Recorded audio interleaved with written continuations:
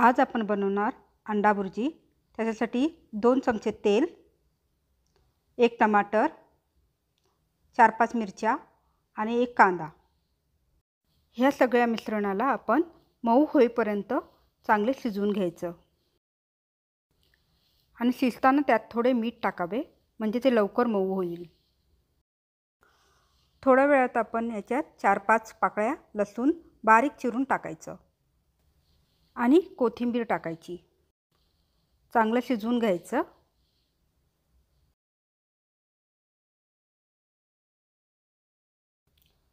कांदा टोमॅटो चांगलं मऊ झाल्यानंतर हळद टाकायची।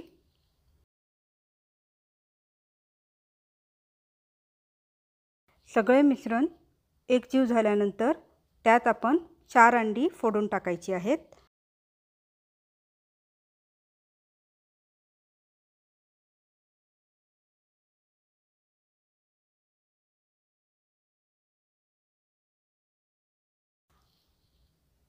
आणि नंतर भुर्जीमध्ये एव्हरेस्टचा मटन मसाला थोडासा आपण टाकायचा।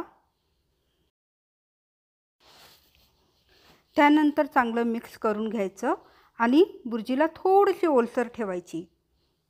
आपली भुर्जी तयार झालेली आहे।